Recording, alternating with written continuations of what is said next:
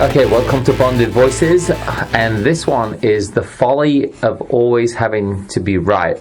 My name's Lauren. I'm Ian. And I'm Greg. This is the thing, right? Do we always have to be right all the time? And You got me stumped there. yeah, I can get you on that one.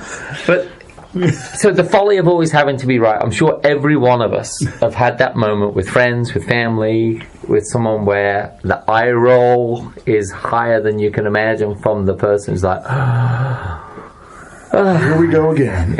exactly. Do you have to correct me every time we have a conversation? Every paragraph, do you have to correct me? But why do you always have to be right all the time? I just do. I have to be right. Am I wrong?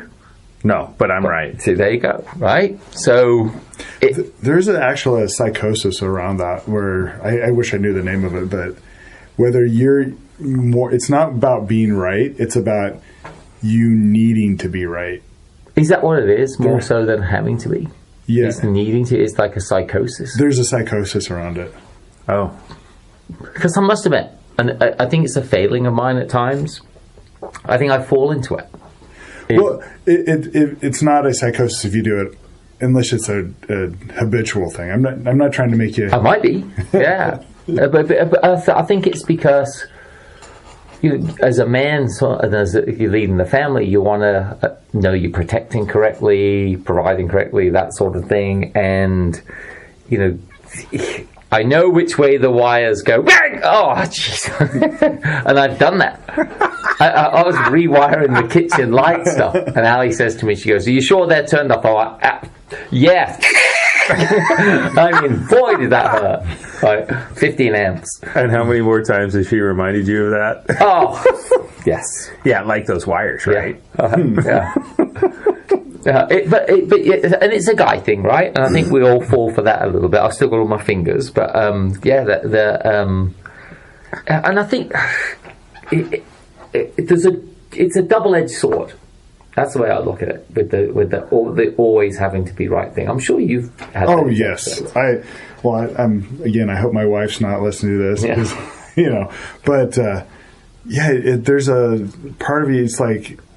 It's hard to for me, it's when I hear something that so you may think, you may be wrong, but when you truly believe that you're right, it's really hard to just go, sure, whatever. Yeah. You can make that mistake. I see it all the time with kids when you try to tell our kids, do it this way. Oh, well, I know better. Do you sit there and go, okay, you know better? Or do you say, no, do it this way? It's being right. Well, that goes down a different path than what I was thinking of. Sorry, I didn't. Do I want them to touch fire to learn to not burn their hands on the burner? Do I tell them not to, or do I let them make the error and make the correction? See, I think that's brilliant, because I think that's where it starts as a father, and as they get older, even though they're no longer, well, they are still doing those sort of things. Don't jump off the roof, that sort of stuff. Well, shoot, we're still doing those. There you go. Yeah. But I think it's amplified when you're focused on protecting little kids. Sure. Well, that's the challenge, and I think the kids develop the phobia as well of, damn it, Dad, stop telling me what to do. Let me live a little bit. Right. And if you're not trying to be right, are you needed as much? Yeah, there's a lot of value. I think, particularly dads, as or parents, I guess in general, you want to be the source of knowledge. And right. When you realize you're no longer the source of knowledge, you're like, oh, well, I've been replaced with whatever. Well, I think that goes through cycles, though, because once the kids are teenagers, they are the smartest human beings on the face of the earth. And then an amazing thing happens in the 20s where they realize, maybe those people that lived down the hall from me when I was really young, maybe they do have something to contribute. Yeah. And I've noticed that I have my level of appreciation has increased over the years for my folks. And thankfully, they're still with us. But I'm quite certain that I went through a period of time thinking, you don't know what you're talking about. Oh, I know I did. So let's do round robin, right? I think politics, for me, is one of those, you hope you're right about the choices you make and who to support. Because I think it's a heavy moment to think that I supported X war that ended up being you're on the wrong side of history. So for me, I always think when I'm thinking of things that are political, and going back to our episode on, why does everything have to be so political? I think I had a lot of passion for that episode because of that whole idea of you want to make sure you're on the right side of history, making the country or local politics or whatever is move in a direction that is only going to benefit, not personally benefit, but benefit society. So I voted for a lot of things that I have absolutely no skin in the game with or couldn't care, but I think that will make for a better world. So I'd vote for that, and I think for me that's my wanting to be right. So it's interesting when you think about the ballot that you cast and all the different measures and this provision and this, do you want to support more funding for some program, what have you? I think that we probably all do have that intrinsic value or that intrinsic desire to be right, but some of us just like to yell that instead of having a conversation about this is why I think I'm right. Right. Yeah. I'm just going to yell at you until you believe that I am right. Well, it goes to, at what lengths are you willing to go to be right? And are you able to, let's see, how would I put it? Are you right? Or are you unable to believe that you could be wrong? Ooh, that one's fun. Yeah. But that's part of the folly, right? Yeah, it's that self-delusion. Yeah. Well, let's talk about that. The first one that you said of how far are you willing to go to be right? Are you willing to lose a relationship over something that you believe you're right? And what type of relationship are you willing to lose? How deep is that relationship? Is it someone that you haven't seen for 20 years, even to high school with, that you're not worried about seeing them again? Or is it your spouse? Or is it your kids? Have you had a fight with your spouse? I was going to say wife, but it could be spouse. And just say, I'm going to go down this. This is the sword I'm going to die on. Whether you're right or not doesn't really matter at that point. Yeah. I think I've lost friends in the past over that, for sure. So you hear it all the time with the how the pandemic in 2020 caused so many rifts in families, and people quit talking to friends because of you're on this side or that side of the whole argument. And I'm not saying which side's right now, but because both sides were so willing to be, or not willing, so determined to be right, they ignored facts. They screamed, they yelled, they lied, they did whatever it took to be right. And I think we see it, time and time again with in the news. They have a certain narrative. They want to be right, and they're not willing to retract. Right, and so yeah. Well, and we've also talked about this in previous podcasts about how the algorithms within social media are written in a way to solidify your viewpoint. Yeah. If you like a certain style of video or a certain, let's say it's Instagram on a reel, that you tend to follow this creator, you tend to follow characteristics of this, you tend to see more of them, which only solidifies that viewpoint that you have and doesn't provide more opportunity for evaluation or solidification of, am I right or am I wrong? Am I the only one standing out in the field saying, it's going to snow meatballs tonight? Well, all over social media, it's telling me, yeah, that's my feed. but I'm the only one standing out there. And I got a lot of likes on my feed, so I must be right. You're living in an echo chamber. Yeah, it's an interesting topic, though. Like, I know I find myself, like, I have a hard time admitting or backing off of an argument or a discussion. So I should say, backing off of a lively discussion that I believe I'm right, but I have a hard time. Personally, I have a hard time backing off of, like, so is that a psychosis? So, look, we've all had that argument with, no, the 49ers won the Super Bowl in 1993. No, they didn't. Yeah, they did. I can prove it. Let me go on the internet. See? And that one, but that one says it does. Yeah. The fourth one says it does. And it's like, okay, let's go back. And, okay. And we've all had that. Or no, I've had that.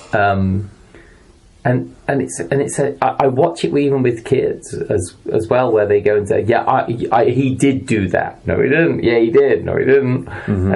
And it starts that idea where they don't want to back down, even when you prove 49ers didn't win the Super Bowl in 1993. There's no apology. There's no moving on. It's just separate.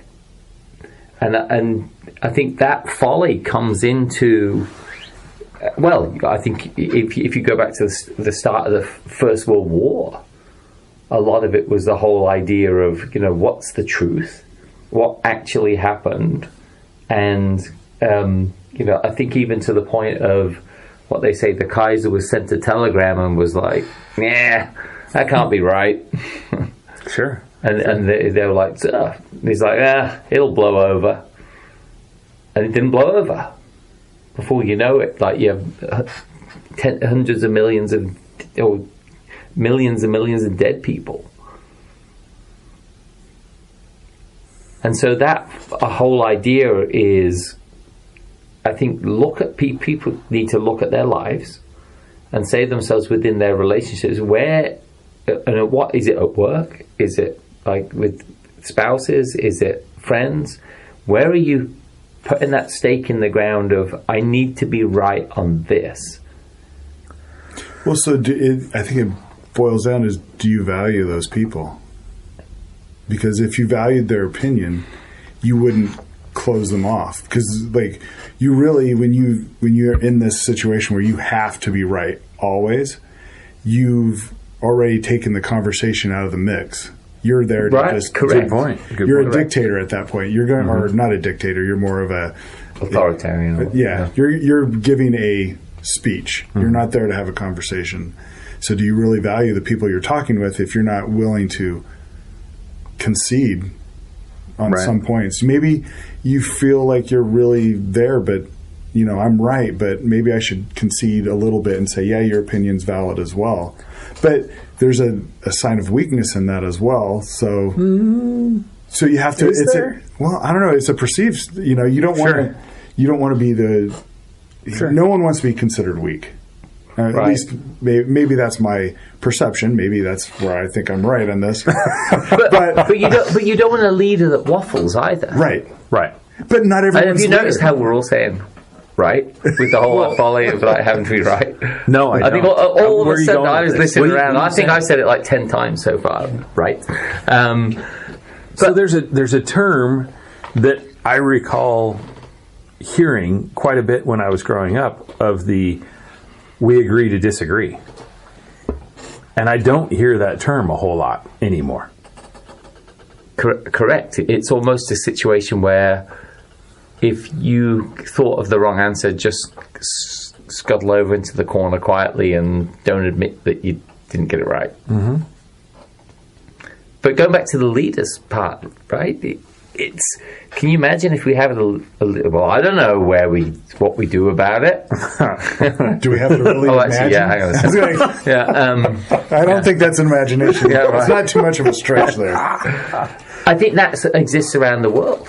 And it's like the two extremes. You have like incompetence, or you have authoritarians who hyperinflation, it will never exist in this country.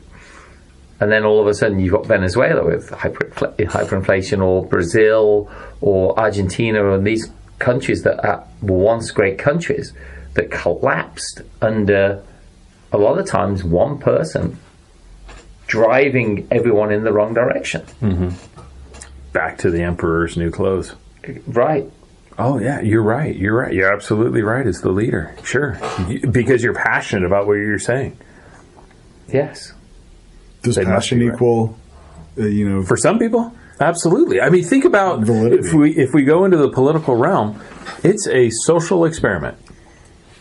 And it's a matter of, you know what, I can get behind what that person says because they're passionate about what they're saying. Yeah. Yeah, we see that a lot charismatic right now. leader. Yeah, and look where that's led.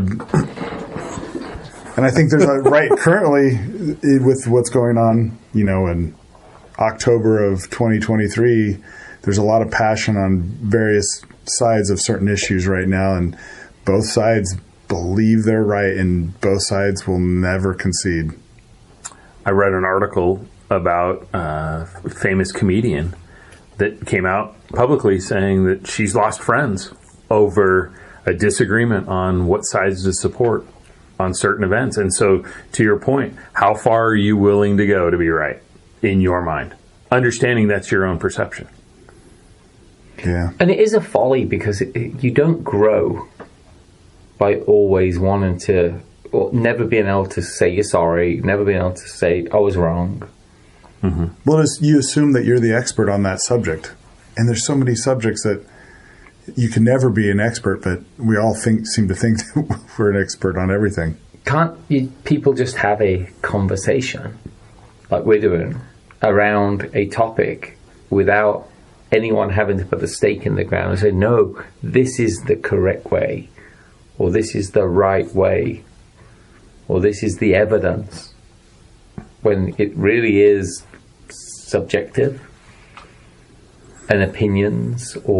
And you hear even people in the faith arena, no, you're wrong about that. It's faith.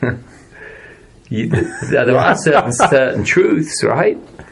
But at the same time, and you can't argue beliefs. You can't tell someone your beliefs are wrong, because it's their beliefs. Mm-hmm. They want to believe in unicorns and fairies. Who's to say they're wrong? Well, and you hit on a big point just a moment ago of the ability to admit that you were wrong and the ability to apologize. Because as we go through this experience of life, we gain more knowledge, and we've all been misled by people. We've all been misled by leaders that are manipulating to try and gain what they want to attain. And it might be in the corporate world, it might be politically, it might be at the school board. But there are people that are so vocal and so passionate that they believe the number of followers behind them solidifies that they are right. Who was the religious leader that got everyone to drink the Kool-Aid? Jim Jones. Again, a person who probably never ever in his life admitted he was wrong about something, because he would never have taken people down a path that he was a true believer. Right. That's where it was going. If he didn't have that built-in I'm right that had taken or that had gone over the edge. Well, and it's also it's the component of I'm right, but also the charismatic, the ability to find people to follow him. People were attracted to him to follow that methodology. Same thing with David Koresh. Yeah. That there was a message, there was a tone, there was something that person was bringing to the table. That, I mean, we could all have a message we want to share, but if there's nobody willing to listen, yeah. Like, does a tree make a noise when it falls in the forest? No one's around, yeah. Well, think of this, is that on the adverse side of it, are there people who want to marry someone who actually is right at least most of the time, because that gives them security? Sure. Absolutely. I think there's probably a lot of women hope that the husband they married, even though we get called out for doing that, is actually making good decisions and is right. Well, the directions to get places, because my directions are crappy, and if I say, no, I'm sure it's this way, you can guarantee it's the other way. Well, and I have some fun when I'm driving around. If I'm not going to do the man thing, I'm actually going to stop and ask for directions, or I'm actually going to look at my phone and figure out where I'm going. I'm going to keep trying. But I don't think that so, damn it, I'm right. Yeah. I'm out of gas, and I'm 45 miles in the opposite direction, but I am right. So, the idea of to what extent are you willing to go, and do people want to marry someone that's convinced that they are right most of the time? I'm not sure someone's actually looking for a significant other that's a wet noodle, or someone that can't make a decision or can't stand their ground on something. I don't find that as an overly attractive And I think it's trait. two-way appealing. You think about your wife when she's got the newborn baby. You want to hope that she's making the right decisions and is right about care and right about choices and that sort of thing. With the newborn, which obviously mothers take way more care of a newborn than fathers do. And then in a lot of other things within a marriage, you're hoping that it isn't just a one-way street of the man's right or the woman's right. It's got to be both of them are. And maybe that's where a lot of the tension comes in marriages with that, is because they each have those areas of the relationship where they have to be right with, and then you get that Venn diagram crossover area, which is... Sure. Well, and I hate to even admit this, but I got in an argument, a heated discussion, and I was sure I was right, and then as we were talking more and more, I was on a totally different discussion. And that's really hard to go, wait a second, we were talking about totally different things. You're talking about spaghetti? I was talking about tires on the car. Yeah, it's like totally different. I thought you were saying you shifted the argument so you didn't have to admit you were wrong. No, actually, I had to go back and apologize because I'm like, I was totally... Talk about the wrong thing. Oh, I went the totally wrong... Yeah. I thought we were talking about this. I thought we were talking about X and you were talking about Y. And My wife said to me many times, what are you talking about? Oh, we're talking about something else. Oh, okay. But that's that side of you wanting to be right, because you're thinking, what are you talking about? It's completely wrong. Well, because you're thinking, I got to be right. So you're thinking in your head, okay, these are the facts that are supporting my side of the discussion. Yeah. And then you don't hear that the discussion has shifted, and you're still way off. But but let's think about wrapping this right and giving some advice, because I think where it gets dangerous is in relationships. I think we pointed that out, but also politics, and then within, like you brought it up earlier about algorithms pushing narratives without questioning, is that correct, before I go and say it and expand on something that's either a lie or is the truth? Are people doing enough digging? I don't think so. I think people take stuff at face value way too much. Sure. They do. Sure. I know for a fact that people see something on social media, whether it be TikTok or Instagram, and they're like, well, it's fact. Right. And they don't do any, well, why would they make this video about this subject and make it out there to be fact if it's not fact? And a lot of times they skirt the truth, and then they throw in a bunch of fantasy in there, and you think that it's real, and people just need to really pay attention to that. And if you're truly, like what we've set up here is having conversations, you have to really think about having a conversation, not going into this going, I know I'm right, I'm going to convince them. You have to have a conversation with people. Sure. And there's the old statement that we've all heard of, you have 2 ears and 1 mouth. So you should listen twice as much as you talk. Well, if we expand that adage, then if I'm right, then I'm only right 1/3 of the time, because the other 2/3 of the time I should be listening. Exactly. Yeah. So that's our advice. Pay attention. Don't take things on face value. don't ruin relationships over just wanting to be right. Be prepared to say sorry, be wrong, be vulnerable, and I think it just leads to a better life. I'm Ian. This is Lauren. Oh, we're telling the truth now. I'm Greg. And we'll see you next time on Bond Boys.